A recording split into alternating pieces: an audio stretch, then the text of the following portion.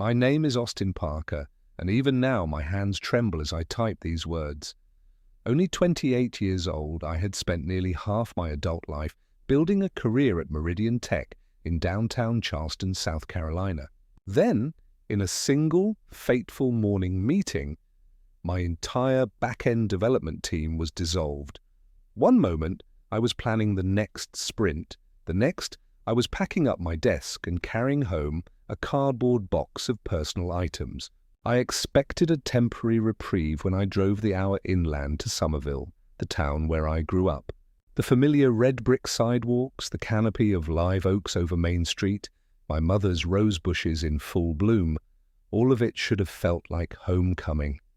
My parents, Marjorie and Bryce Parker, stood on the porch, arms outstretched. "Stay as long as you need," Mom said, her eyes bright with concern. Dad ruffled my hair and joked that he'd finally have someone to split the yard work with. I believed them.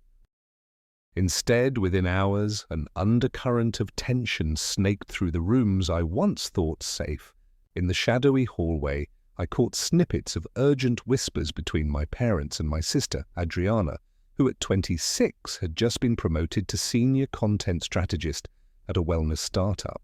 When I asked how her big presentation went, her smile felt forced. "Great," she said. "Just great. Nothing more." But her gaze flicked to the study door the moment I turned away, and the door clicked shut too quickly. That first night, Mum prepared my favorite shrimp étouffée, rich, creamy, and spiced just right, while Dad tinkered with my childhood bicycle in the garage. I offered to help clean the pots, but Mum waved me off. "Really, Austin? I've got it." I watched her shoulders stiffen as she scurried out of the kitchen. Dad tried to distract me with stories about his golf league. His laughter rang hollow, and every time I leaned in, he held up his tablet as if hiding something on the screen. In my old bedroom, everything was exactly how I left it. My faded navy comforter, trophies from Little League still gleaming on the shelf, posters of space shuttles lining the walls. Yet I couldn't shake the feeling of being an intruder. Lying in the creaky twin bed, I stared at the ceiling fan, spinning slowly, too slowly, and listened to the house settle in the darkness. The night air, heavy with jasmine and honeysuckle, felt like a weight pressing me into the mattress. As sleep evaded me, I realized this wasn't simply a family homecoming. It was the calm before a storm I'd never seen coming. Something in this old house, once a refuge, had shifted, and tomorrow I would discover exactly how widespread the betrayal had become. Over the next 48 hours, my growing unease crystallized into painful clarity. Adriana's visits became increasingly frequent and oddly timed. She would drop by just when I was out sending resumes or meeting recruiters, then vanish with a curt nod as soon as I returned. On Friday afternoon, I caught her seated at the polished oak dining table alongside Mom and Dad, with papers strewn before them. Their faces froze, eyes darting toward me, and their hands hastily covered a set of official-looking envelopes stamped "Confidential." My pulse thundered. What were they hiding? That very evening, my phone buzzed with a terse text from Adriana. "Formal family dinner tomorrow at 7, dress business." A wave of dread washed over me. The following day, throughout the afternoon, Mum fussed over the table setting and polished the crystal glasses Grandma Lillian had bequeathed them 30 years ago. Every detail felt rehearsed, like actors preparing for a play whose script I'd never read. At exactly 7 o'clock, Adriana appeared in an impeccably tailored charcoal suit, her hair pulled into a severe chignon. She escorted me to an unfamiliar seat directly across from her, my back turned to the window overlooking the garden where Grandma had once taught me to plant azaleas. Dinner conversation was strained. Dad feigned enthusiasm about the weather, Mom offered awkward praise for Adriana's career milestones, and Adriana herself peppered her remarks with barely concealed barbs. As we finished creme brulee, she reached into her leather portfolio and slid an envelope toward me. "Surprise?" she said, with sweet malice. Grandma changed her mind about who deserves this house. My breath caught. Legally, the house now belonged to Adriana, and I had exactly 72 hours to vacate. The shock hit me like a physical blow. I stared at the envelope Adriana had just slid across the table, as if it might burn my fingers. My once familiar dining room, honed by decades of family celebrations, felt like a stage set for my humiliation. Dad averted his gaze, pretending the tablecloth's embroidered pattern had suddenly captivated him. Mum dabbed at her eyes, tears glistening yet offering no defense. Adriana leaned forward, her expression placid and predatory. "It's all perfectly legal," her fiancé, Harrison Stewart, announced, his clipped tone more fitting for a corporate boardroom than a family gathering. "The transfer has been processed. The will is binding. You have exactly 72 hours to vacate the property." My world tilted. Betrayed by the people who had told me I could stay as long as necessary, I struggled to speak. My voice caught in my throat. "Why?" I finally managed, my words barely above a whisper. Why would Grandma do this? She loved this house. Adriana shrugged, uncaring. She recognized who was more deserving in the end, she said, casually inspecting her manicured nails. "Me? Someone who's built a successful career, engaged to a partner with strong financial backing, versus you, the unemployed child come crawling back." My chest tightened. "Unemployed?" "I lost my job because of corporate restructuring. Not personal failure. I was thriving, on track for a promotion." Mum cleared her throat, offering a feeble apology. "Life isn't fair," she murmured, her voice trembling. Adriana cut her off sharply. "The fact remains, I own this house now, and I'm giving you 72 hours to gather your things and leave." A dull ache settled behind my eyes. I looked again at Dad. The man who had taught me honesty and integrity was now a stoic bystander. "Dad," I croaked, desperate, "you're okay with this, forcing your own son out of the house when I have nowhere else to go?" He shifted uncomfortably, eyes fixed on a china plate adorned with Grandma's crest. "It's complicated," he said, quietly. "The will is binding. Legal considerations—" "Legal considerations?" I echoed incredulously. "Dad, I'm your son. This is family, not a contract negotiation." Adriana sighed as if bored. "You're 28, not 18. Plenty of people your age live independently. 3 days is generous." Harrison chimed in, his tone final. "Monday at 9 we expect the keys on the kitchen counter and the property cleared of your belongings." I felt dizzy, as though the chandelier overhead had lost its balance and was tilting "Toward me." My heart hammered in my chest, every breath a struggle. Somerville's quiet streets, the moss-draped oaks, they had always been my refuge. Now they felt like the walls narrowing around me. Without another word, I pushed back my chair.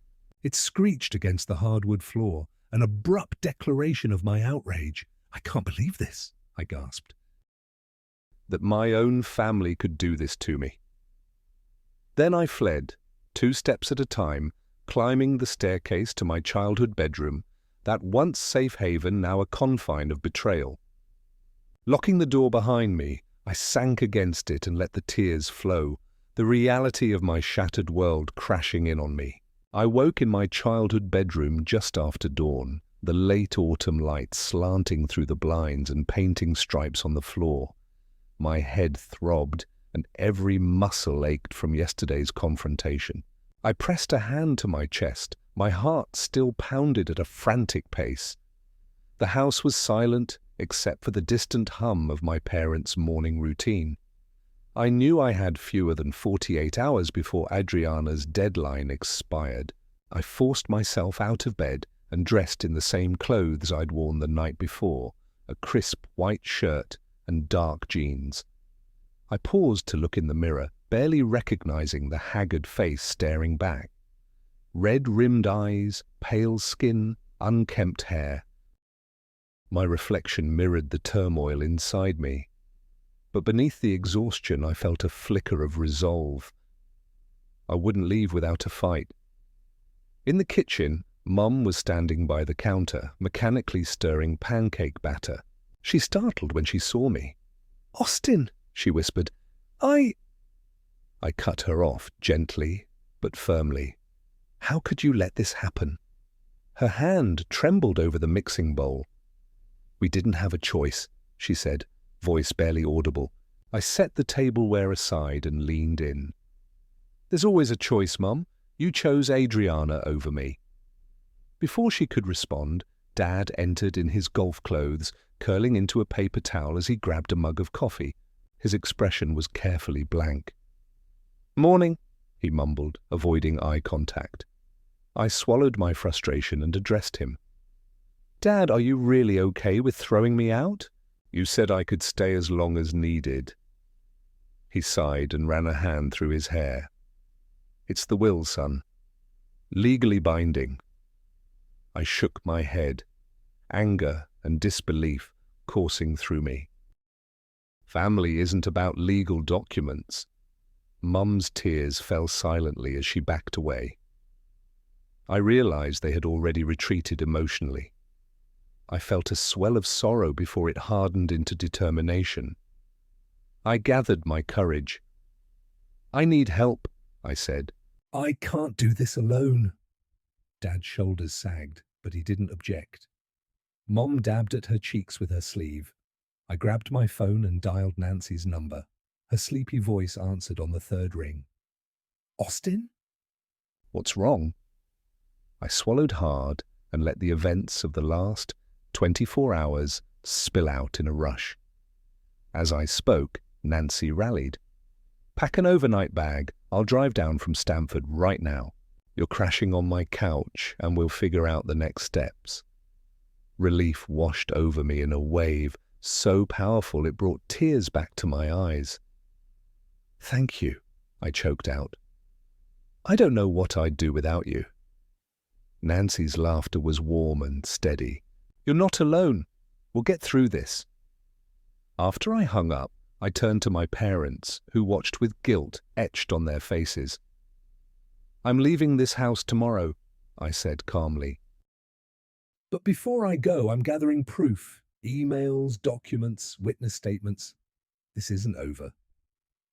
With that, I retreated to my room, heart thumping with renewed purpose. The storm hadn't passed, it was only beginning, and I was ready to face it head on. By mid-morning on Saturday, I'd packed a duffel bag with my essentials and slipped out the side door, locking my childhood bedroom behind me. Nancy greeted me at the curb in her silver Toyota, 3 grocery bags on the passenger seat, bread, eggs, wine, and enough snacks to fuel a small army, she announced cheerfully. Her confidence bolstered my resolve as we pulled away from the Parker residence. We drove straight to the Low Country Legal Aid Clinic in downtown Charleston, an unassuming brick building above a second-hand bookstore. Nancy looped her arm through mine as we climbed the narrow staircase. "You don't have to do this alone," she said.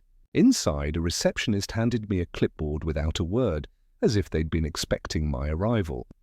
An hour later, I sat across from attorney Monica Rodriguez, whose Midwestern politeness belied a steely determination. Her office was lined with books on elder law and estate disputes, a tall window letting in pale winter light. After I laid out the evidence, hushed phone calls, Adriana's ominous text, the will's abrupt revision, and the envelopes marked confidential, Monica's expression grew grave. "This is classic undue influence," she said. "Altering a will while a testator is vulnerable, especially if they were medicated or confused, opens the door for a legal challenge." She flipped through my notes. "You've got 2 days before the deadline expires. We'll file a formal contest of the will. Once filed, a court injunction will stay any property transfers and give us time to investigate." My stomach clenched. "I can't afford a retainer," I admitted, voice barely steady. Monica offered a reassuring smile. "We work on contingency for cases like this. If your evidence is strong, and it appears to be, we'll find a private firm to take it. You won't owe anything up front."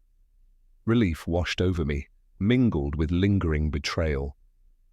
"Thank you," I said, almost whispering. Before leaving, Monica gave me a list of tasks. Locate Grandma Lillian's original will with her longtime attorney, gather any witnesses who heard Grandma express her true intentions, and secure any emails or letters referencing the estate changes. She emphasized documenting every interaction with Adriana, Dad, and anyone involved in the new will's execution. Back in Nancy's car, I felt a renewed sense of purpose. We stopped at Dad's favorite coffee shop so I could think through the plan. Over lattes, Nancy helped me draft emails to Grandma's original lawyer, Lawrence Whitaker, and reached out to 2 neighbors who remembered Grandma's weekly bridge club conversations. "No detail is too small," she insisted. That afternoon, we visited Lawrence Whitaker's office, a modest law practice in a century-old Charleston brownstone. His silver hair and measured tone reminded me of my grandfather. When I explained the situation, his eyes clouded with concern. "She never indicated any desire to change her will," he confirmed. "She trusted me for decades. I was surprised when another attorney contacted me to say the estate had been transferred elsewhere. He promised to search his archives for any handwritten drafts Grandma Lillian might have left, and to testify on my behalf if needed." As I walked back to Nancy's car, clutching copies of Grandmother's old wills, I realized I wasn't just fighting for a house. I was fighting for the integrity of my family's history and the memory of the woman who had always believed in me. When Nancy dropped me off at my temporary room, her spare bedroom, I felt a cautious optimism. I had allies, a plan, and the truth on my side. The storm was far from over, but for the first time since that dinner, I knew I could weather it. Late Sunday morning, I returned to the Parker house under the guise of retrieving a forgotten laptop charger, armed instead with a clear purpose: to uncover anything hidden in Grandma Lillian's personal effects. My heart pounded as I climbed the back stairs to her old study, now a dust-laden room filled with my parents' filing cabinets. The door was unlocked too easy. I slipped inside and immediately spotted the faded leather satchel Grandma always carried to bridge club. Inside, amid knitting needles and loose knitting patterns, I found a stack of yellowed stationery in her tidy cursive, letters addressed to me over the years, and beneath them a single envelope marked in red ink, "For Austin, no matter what." My pulse raced. I tore open the seal and read her familiar script. She'd anticipated potential family strife and outlined her unwavering intention to leave the house to me. More than that, she'd provided instructions on locating a secondary safety account at Somerville Savings, accessible only with my name and a special code she'd tucked into that very letter. Tears blurred my vision at her foresight and love, knowing she'd prepared for my protection even before her final days. Clutching the letter to my chest, I whispered into the empty room, "I won't let you down, Grandma." I tucked the envelope into my jacket pocket and hurried downstairs, determined to bring this evidence to Monica's attention before the day's end. That afternoon, Nancy and I convened at the local cafe where the Bridgewood Garden Club met. I had arranged to meet Ms. Penelope Rhodes, an 83-year-old member who'd been Grandma's closest confidant. Penelope arrived in a floral hat and wool cardigan, her blue eyes bright with recollection. Over steaming mugs of tea, she recalled Grandma Lillian's frequent declarations. "Austin belongs in this house," she'd said during weekly meetings in the sunlit back garden.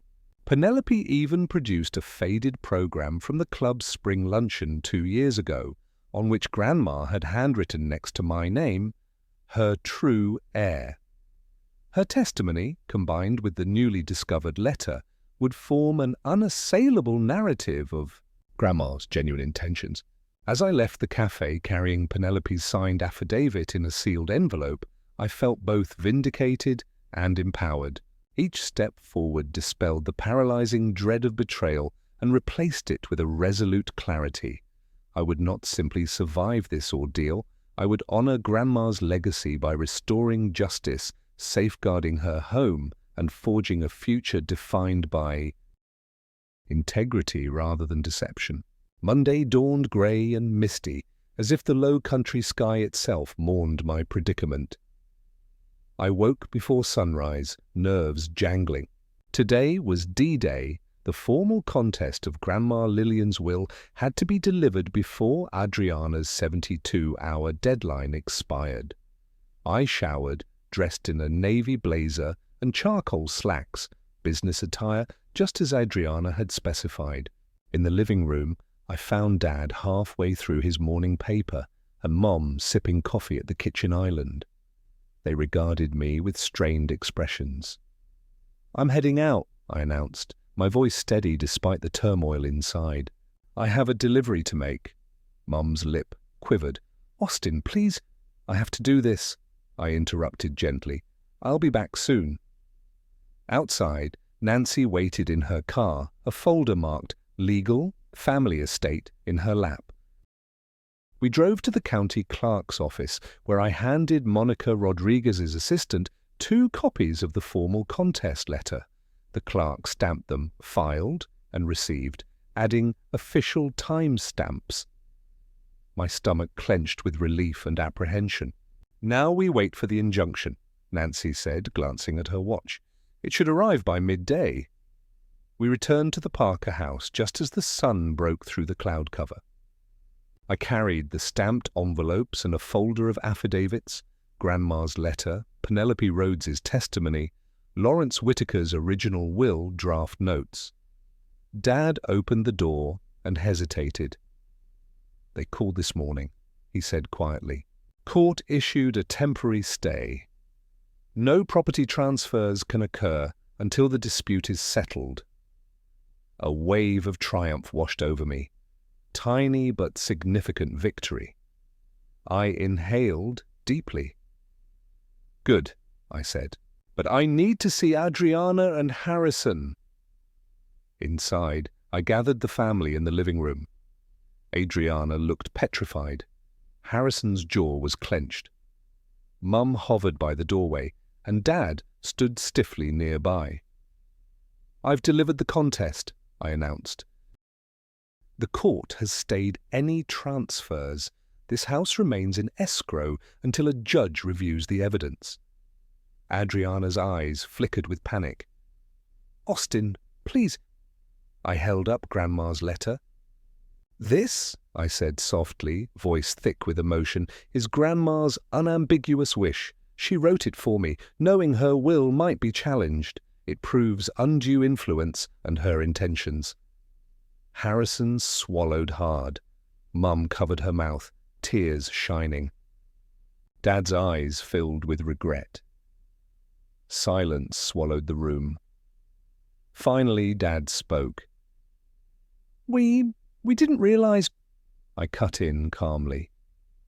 "It's not enough to say sorry. I need you to stand with me, not against me. Grandma trusted me with this home. I ask only that you respect her true wishes." Adriana's shoulders sagged. She glanced at Harrison, then at Grandma's letter in my hand. I understand," she whispered. In that heavy silence, I felt the first breath of genuine relief. The battle was far from over, but for the first time, I knew I wasn't fighting alone, and that Grandma's voice would guide every step.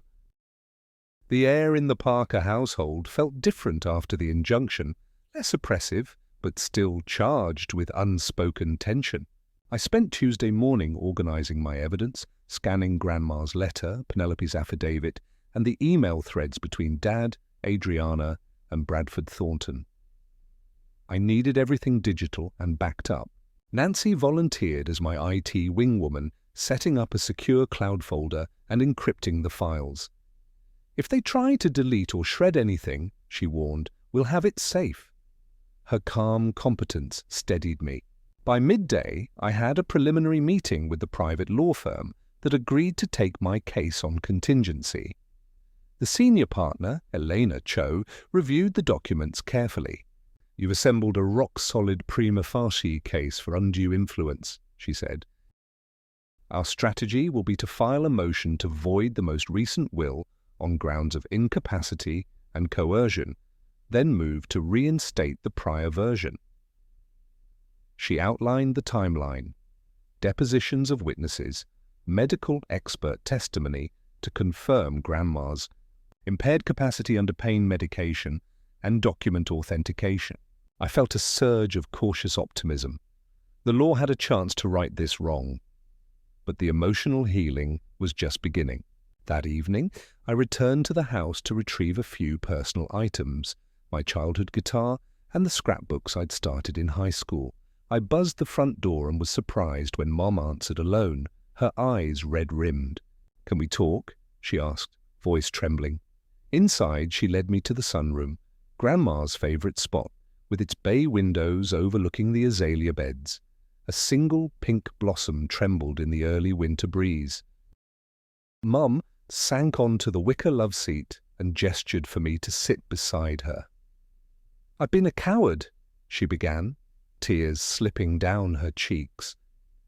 "I was so afraid of conflict, of losing my home, that I let Adriana's panic override my better judgment. I betrayed you, and I'm so sorry."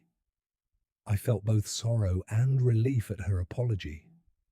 "Thank you for saying that," I replied. "But sorry isn't enough. I need actions." She nodded emphatically. "I want to help you." "Whatever you need, transporting boxes, finding witnesses, testifying in court, I'll stand by you." Her sincerity moved me. We embraced, and for the first time since the dinner, I felt a glimpse of genuine maternal warmth. Dad arrived home shortly after, and too offered his support, albeit awkwardly. He admitted he'd been blindsided by Bradford Thornton's slick assurances and regretted not listening to Grandma's long-time attorney. Later that night, I unpacked my guitar and played the lullaby Grandma used to hum to me. The familiar melody felt like a benediction, sealing a new chapter of solidarity rather than betrayal. As the final notes faded, I resolved, no matter the legal outcome, I would rebuild our family bonds on honesty and respect, just as Grandma Lillian would have wanted. The morning after my conversation with Mom and Dad dawned crisp and clear, the winter sun glinting off frost-tipped azaleas in Grandma's beloved sunroom garden. I felt a cautious optimism as I donned my charcoal suit and packed a small tote with the latest batch of evidence and a fresh notebook. Today was the day of my first deposition. I would testify before Adriana's attorney and her legal team under oath about everything I had uncovered. My stomach fluttered with nerves, but beneath them lay a steely resolve. This was one more step toward restoring justice and honoring Grandma Lillian's true wishes. Nancy drove me to the downtown office of Harrison's attorneys, a slick glass tower that seemed to reflect my lingering anxiety back at me. We checked in at the reception desk, and I was led down a sterile hallway to a neutral conference room. A court reporter sat in one corner, poised with stenotype machine. On the opposite side sat Adriana's counsel, a sharp-suited woman named Meredith Blake, flanked by a junior associate. A videographer set up a camera to record the session. When I entered, Adriana hovered at the back of the room, her arms folded and eyes downcast. I settled into the chair facing the attorneys and the reporter.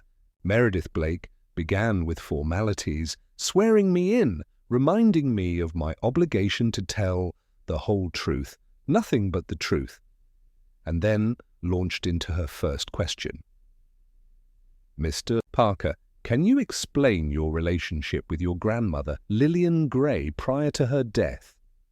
I took a steadying breath and began recounting childhood memories of afternoons spent in her garden, her gentle guidance as she taught me patience and perseverance, and her unwavering belief in my potential. I described the day she passed her original will to her longtime attorney, Lawrence Whitaker, and the shock of discovering a new lawyer, Bradford Thornton, handling her estate in her final weeks. I detailed the whispered phone calls I overheard, the sudden disappearance of important mail, and the day Adriana delivered the revised will over our formal dinner. Meredith interjected with calm skepticism. "Is it possible that your grief and resentment colored your perception of those events?" I nodded respectfully, but refuted her suggestion with concrete evidence, timestamps on emails, certified mail, receipts, Penelope Rhodes's signed affidavit, and Grandma's letter, dated just weeks before her death, explicitly stating her intentions to leave the house to me. As I laid each document on the table, the attorney's raised eyebrows betrayed her surprise. For 2 hours, I answered questions about financial records revealing Adriana and Harrison's liquidity crisis, the affidavits from Garden Club members who heard Grandma's declarations, and the medical notes indicating Grandma's confusion under high-dose pain medication when Bradford Thornton visited.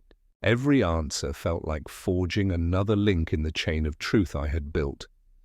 When the deposition concluded, Meredith Blake conceded, "Your testimony is compelling, Mr. Parker." "We will need to reassess our strategy." I gathered my materials, my heart pounding with both relief and anticipation. Outside the building, Nancy enveloped me in a congratulatory hug. "You were incredible," she said. "One deposition down, this will strengthen your case immensely." As we drove away, I looked back at the glass tower, imagining the walls finally reflecting the truth instead of obscuring it. Each step, each word under oath brought me closer to reclaiming Grandma's legacy and the home she so lovingly entrusted to me. The path ahead remained challenging, but my conviction burned brighter than ever.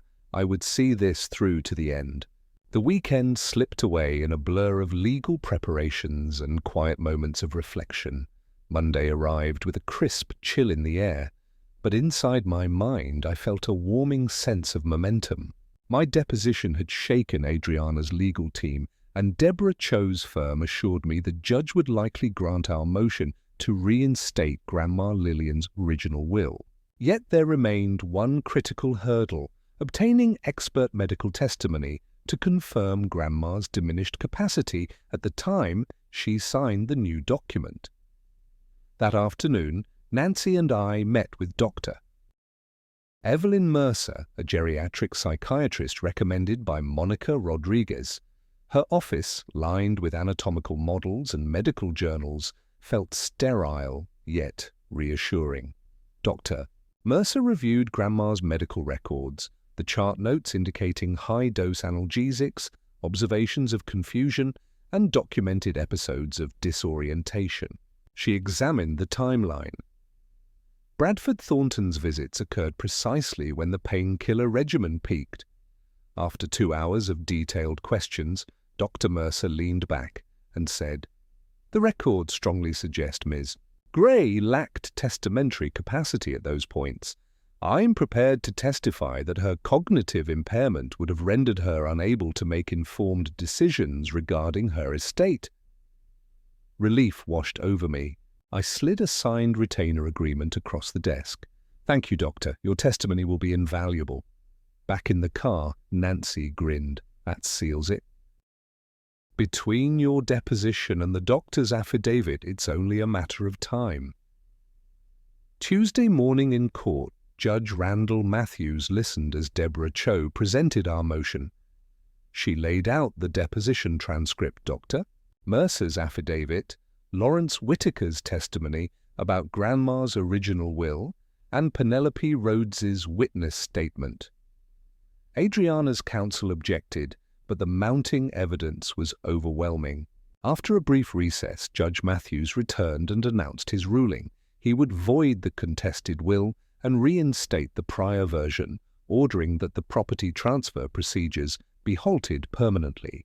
The courtroom, often a place of hushed tension and rigid formality, felt charged with vindication.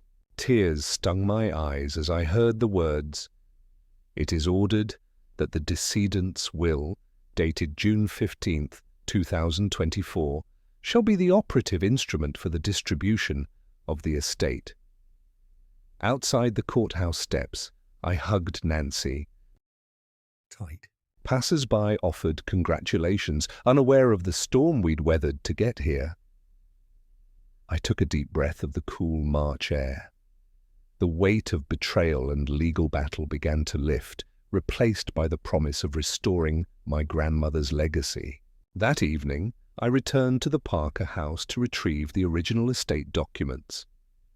Dad met me at the door, holding a sealed envelope. "It's yours," he said quietly, pressing it into my hand. Inside lay the original will and a handwritten note from Grandma Lillian.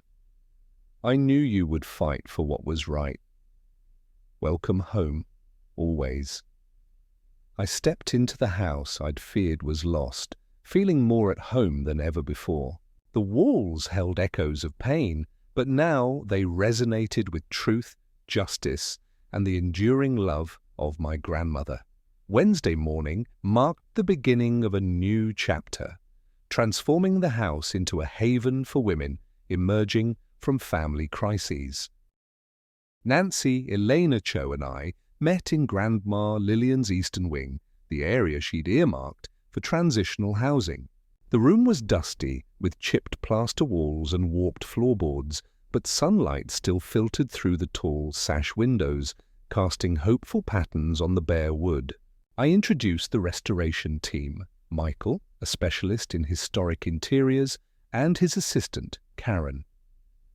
As I described Grandma's vision of 3 private suites with a shared kitchenette and living area, Michael nodded thoughtfully. "We'll preserve the original mouldings and window frames," he promised, while discreetly installing modern plumbing and electrical outlets. Karen sketched notes fiercely, mapping out materials and timelines. For the first time, the space felt more alive than abandoned. After lunch, I headed to the offices of the Eleanor Winters Foundation, where I met with Mr. Walter Jenkins, the bank manager Grandma had trusted.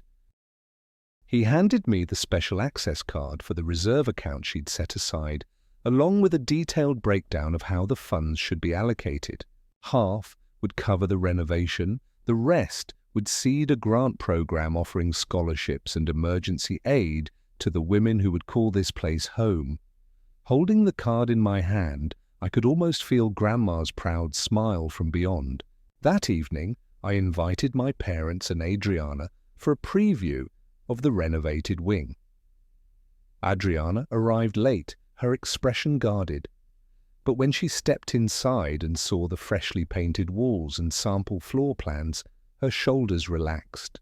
Mum, inspecting the elegant room layout, whispered, "This is exactly what she always wanted." In that moment, I sensed their understanding deepen. Trust remains fragile, but today we'd taken a vital step toward healing. As I locked the door behind us, I walked the length of the corridor, listening to the echo of footsteps on the new subfloor. In that soft creak, I heard a promise of renewal, an echo of lives reborn.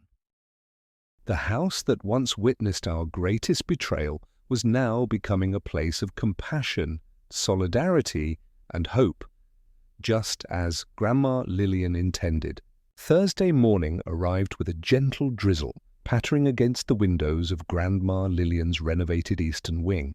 I woke earlier than usual, my mind buzzing with the tasks ahead, preparing welcome kits for our first residents and finalizing partnerships with local support services.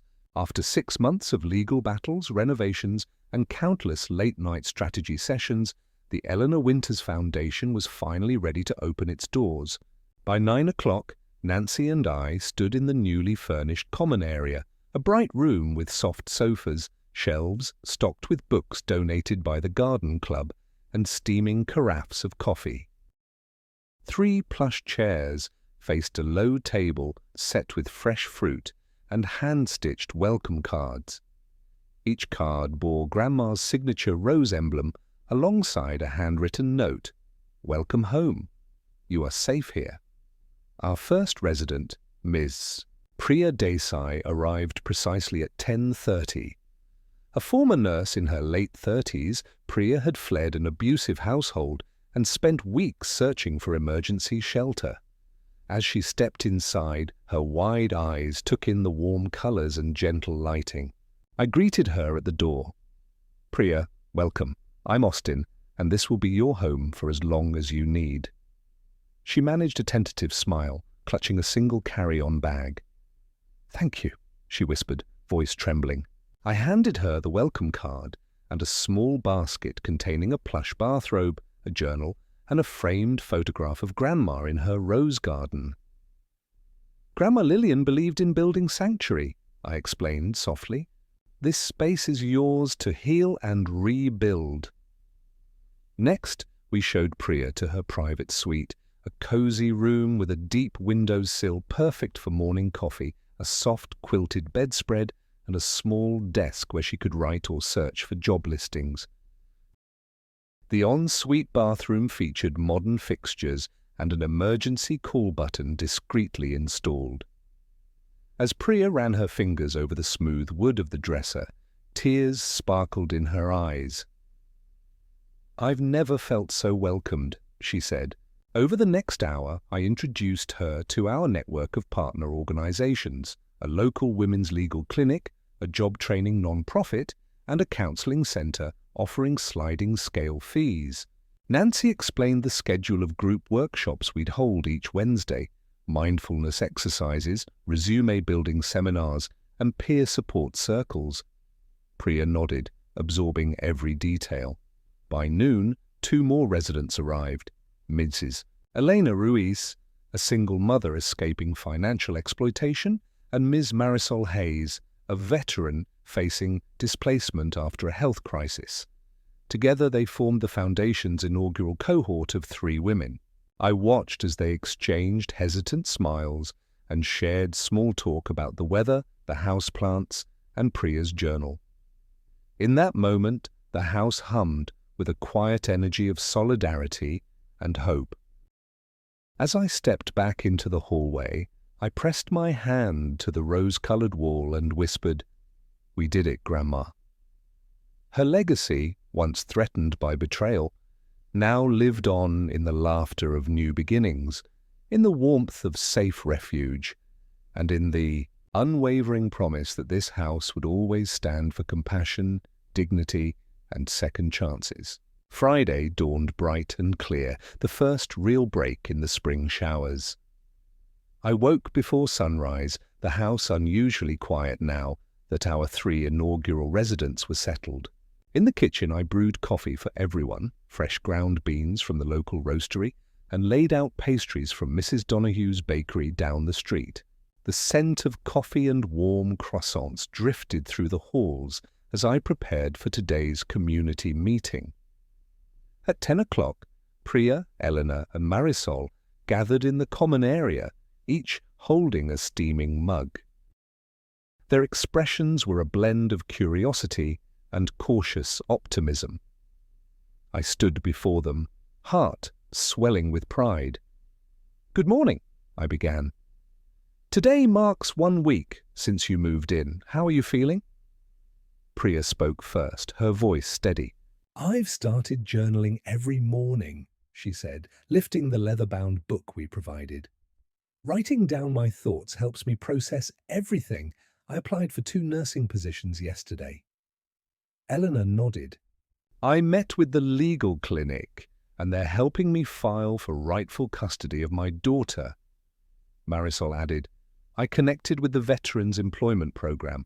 I have an interview next week." Their successes, though small steps, felt monumental.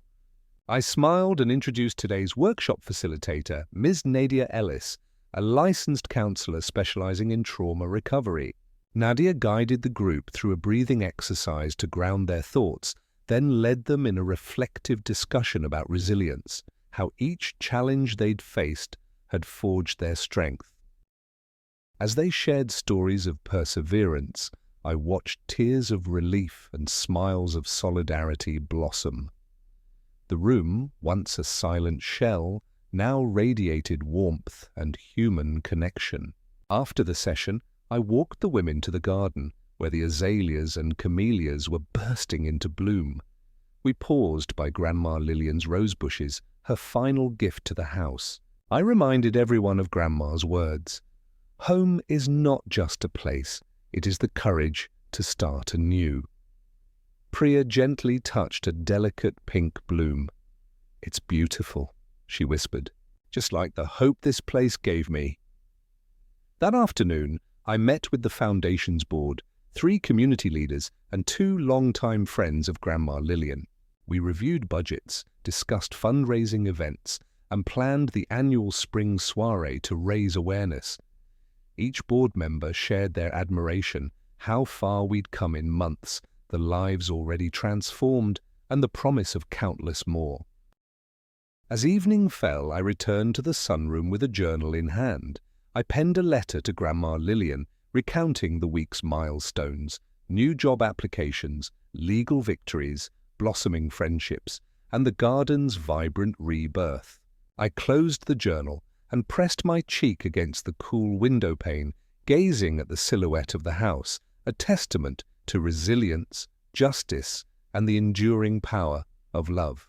In that moment, I felt her presence most strongly, guiding each step forward into a future defined not by betrayal, but by compassion and hope. Saturday morning brought a sense of calm accomplishment that contrasted sharply with the chaos of 6 months ago. I woke to sunlight streaming through the bay windows of the sunroom, where the women were already gathered over a light breakfast, fresh fruit, yogurt, and the oatmeal muffins I'd baked last night. As I joined them, their laughter drifted in the air, a sound I once thought I'd never hear in this house again. After breakfast, I checked in with Marisol, who beamed as she told me she'd been offered a part-time position at the Veteran Support Center where she had interviewed. Elena showed off a tentative court date for her custody case, and Priya announced she'd been invited to shadow at the local clinic before applying for a permanent role. Their progress, each milestone, felt like a star lighting the darkest nights. By mid-morning, I prepared for a scheduled visit from the local news station, an opportunity to share the story of the Eleanor Winters Foundation's mission. I met the reporter, Jen Myers, in the renovated dining-turned-home office, following the exact spot where Adriana once delivered her ultimatum. The contrast was striking. Behind me, walls adorned with photographs of the Foundation's first residents and framed quotes from Grandma Lillian. Jen's camera light glowed warmly as I recounted the journey, from betrayal and legal battle to restoration and outreach. "We believe every person deserves a place to heal," I told the camera, voice steady. "This house, this legacy, was meant to shelter those in need. We're honored to carry Grandma's vision forward." Jen asked about future plans, expanding to a second property, adding career training labs, and hosting community-building events. I shared my hopes, emphasizing that the Foundation's growth depended on community support and that donations would directly impact these women's lives. After the interview, Nancy and I walked through the garden. The azaleas were in full bloom, and the rose bushes unfurled their first petals of the season. "You've turned pain into purpose," Nancy said, her voice filled with admiration. I nodded, gazing at the colorful blossoms. "Grandma taught me resilience." I never could have imagined this journey when I first walked back through that front door. But now, every moment here feels like reclaiming more than just a house. It's reclaiming hope. When I returned inside, the first warm breeze of spring drifted through the open windows, carrying with it the scent of new beginnings. In that breath, I felt the culmination of every struggle, every tear, and every victory. The house had become exactly what Grandma Lillian intended, a true home, not only of brick and mortar, but of compassion, renewal, and unwavering belief in the strength of the human spirit. Sunday evening found the house bathed in golden light as sunset filtered through the oak trees lining the long driveway. I sat in Grandma Lillian's favourite armchair in the sunroom, a steaming cup of mint tea in hand, reflecting on how far we'd come. The Eleanor Winters Foundation had grown from a bold idea born of family betrayal into a living tribute to compassion and resilience. Earlier that day, the three residents, Priya, Eleanor and Marisol, hosted a small open house for friends and partners. The former dining room, now a bright home office, buzzed with conversations as local volunteers, legal aids and donors toured the renovated suites. Guests admired the preserved wainscoting and restored hardwood floors while listening to stories of transformation, Priya's first paycheck, Elena's regained confidence, and Marisol's renewed sense of purpose. Their voices blended into a chorus of hope.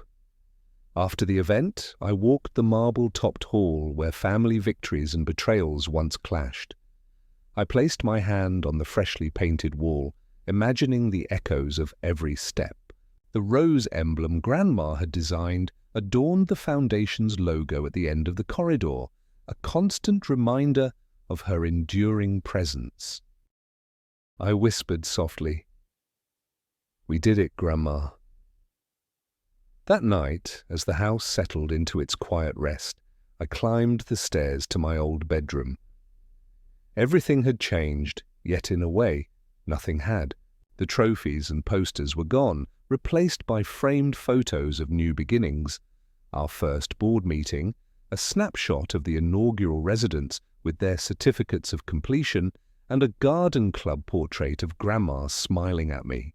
I unpacked a small box containing her leather knitting bag and the worn copy of her favourite poetry collection. Sitting on the edge of the bed, I thumbed through her handwritten margins, the same gentle guidance she had given me 30 years ago. Lying down, I felt a peace I never thought possible. That first night, I locked myself away. Betrayal had felt like a dagger. Justice had felt like a battle. But compassion had felt like home.